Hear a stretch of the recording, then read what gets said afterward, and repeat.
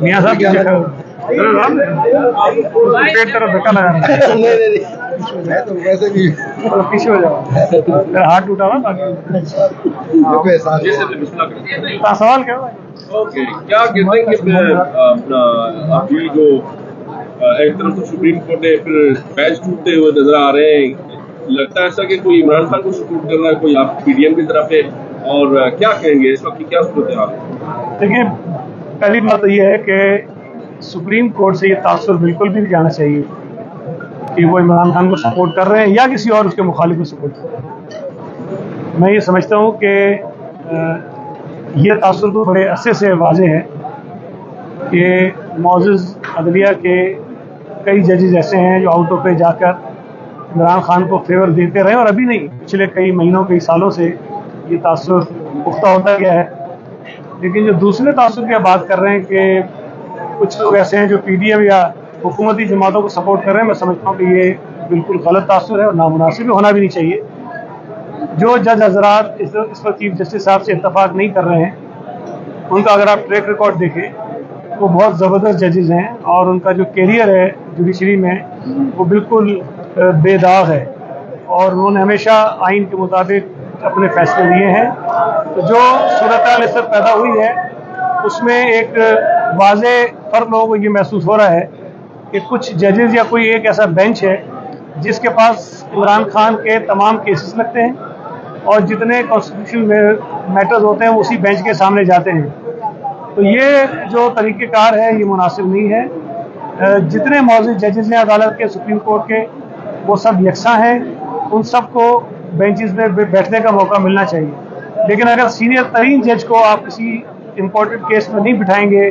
دوسرے سینئر ترین جج کو بینچ پہ نہیں بٹھائیں گے، اور چند مخصوص جج کسی ایک مخصوص بینچ پہ بیٹھیں گے، تو یہ سوالات بالکل اٹھیں گے، اور اس سے کسی بھی طور پر نہ تو سپریم کورٹ کی خدمت ہو رہی ہے،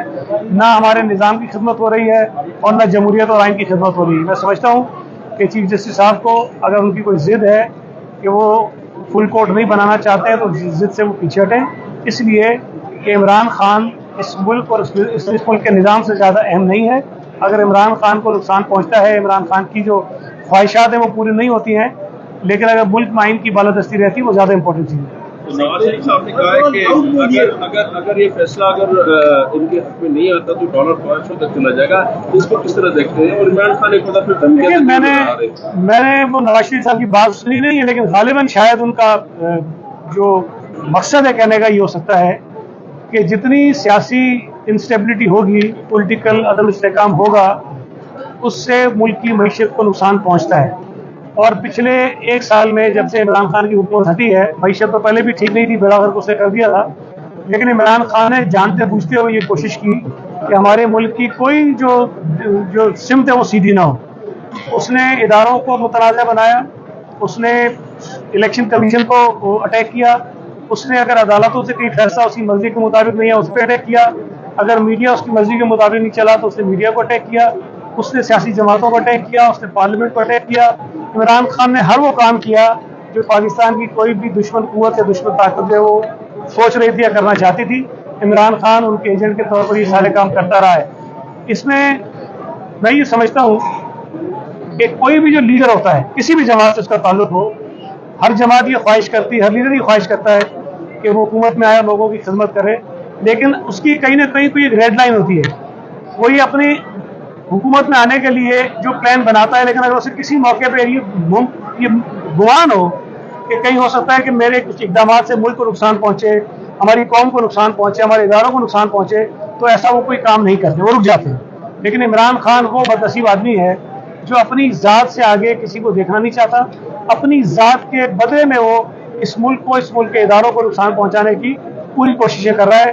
بدقسمتی کی بات ہے کہ عمران خان ہے جس نے کہا کہ اگر میں نہیں آؤں گا تو اس ملک کے خدا نخواستہ 3 ٹکڑے ہو جائیں گے۔ عمران خان نے کہا کہ اگر فوج مجھے سپورٹ نہیں کرے گی تو خدا نخواستہ فوج تباہ ہو جائے گی۔ عمران خان اس قسم کی فضولیات جو ہے وہ مستقل کہتا رہا ہے، اور یہ میں سمجھتا ہوں کہ اس میں ضرورت ہے اس بات کی کہ اعلیٰ عہدوں پر فائز جتنے لوگ ہیں وہ اس بات کو محسوس کریں کہ عمران خان اس ملک سے، اس ملک کے اداروں سے زیادہ اہم نہیں ہے۔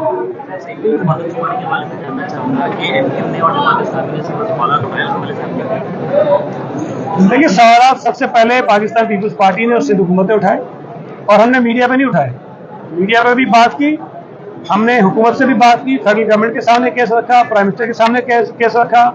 और एहसन इकबाल की सरबराही में कमेटी बनी हुई है वफाकी हुकूमत की, हमने उसके सामने भी केस रखा और कई मीटिंगों के साथ की जिसमें मैं भी शामिल रहा हूँ। तो जो बातें जमात इस्लामी या MQM कह रही है ये कुछ भी नहीं है। जो बातें सिंध हुकूमत कह चुकी है और जिन चीज़ों की डिमांड सिंध हुकूमत कर चुकी है, हम पहले दिन से ये कह रहे हैं कि जो मरदमशुमारी का अमल है उसको सीक्रेट नहीं होना चाहिए, उसको ट्रांसपेरेंट होना चाहिए। और जो खदशात सुबह सिंध के लोगों के जहनों में पिछली कई मरदमशुमारियों के हवाले से हैं, उन खदशात को ख़त्म होना चाहिए। और हुकूमत ने कुछ तजावीज़ भी उनके सामने रखी थी कि जो हमारे लोगों के खदशात थे कि शायद उनकी गिनती पूरी नहीं होगी, और जो हमारे असिस्टेंट कमिश्नर या डिप्टी कमिश्नर जो इस अमल का हिस्सा हैं, लेकिन उनसे भी बहुत सारी चीज़ें शेयर नहीं की जा रही थी। तो हुकूमत ने सिंध हुकूमत ने उनसे कहा है कि पहली बात तो ये है कि जितनी आप जो भी काउंटिंग आप करते हैं वो शेयर करें आप हमारे तमाम ऑफिसर के साथ जो इस अमल का हिस्सा हैं। दूसरा हमारा ये मुतालबा रहा कि जो लोग काउंट हो रहे हैं, मिसाल के तौर पर अगर मेरी फैमिली की गिनती होती है तो मुझे पता होना चाहिए कि मेरी फैमिली की गिनती कितनी लिखी गई। अगर वो मेरे घर पे आते हैं और मेरी फैमिली का काउंट करते हैं तो आज का तो आपको पता है ना, सारा डिजिटल हो रहा है वो, तो अगर वो ऐप के ऊपर सारा अपलोड कर देते हैं मेरी फैमिली का डेटा,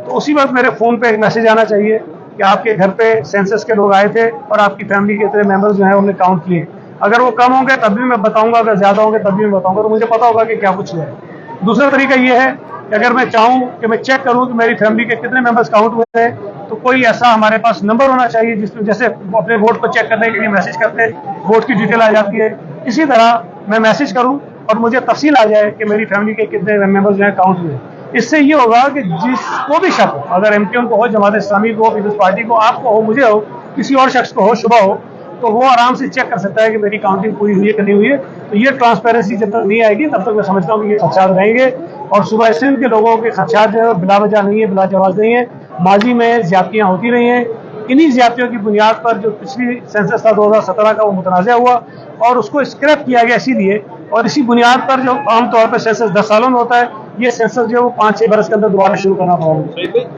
15 इंतखाबात हुए, कई दिन हो चुके हैं, पीपल्स पार्टी ने मखसूस नशस्त के हवाले से क्या फैसला किया? इजलास आपकी सदरत में हुआ था, वो कब फाइनलाइज हुआ? मेयर और डिप्टी मेयर के कौन है कैंडिडेट अभी तक पीपल्स पार्टी की पोजीशन? देखिए, हमने मखसूस नशिस्तों के लिए कोई एक इजलास नहीं किया, कई इजलास किए हैं। और ये बताते हुए मुझे खुशी हो रही है कि पीपल्स पार्टी को बहुत ज़्यादा दरख्वास्तें मौसूल हुई जो रिजर्व सीट से उसके हवाले से, और हमारे लिए फैसला करना यकीनन उस पर बहुत मुश्किल है, बड़ा एक मुश्किल अमल है हमारे लिए।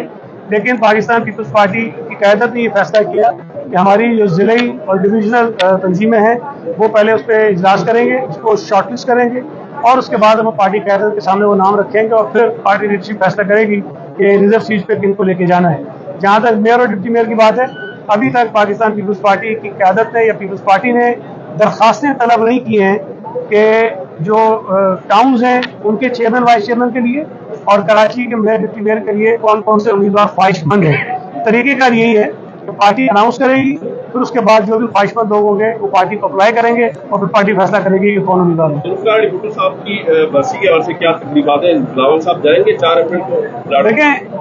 हर साल तो 4 अप्रैल गड़ी फुरावस में मनाते हैं, लेकिन चूँकि इस मरतबा माह रमज़ान आ गया है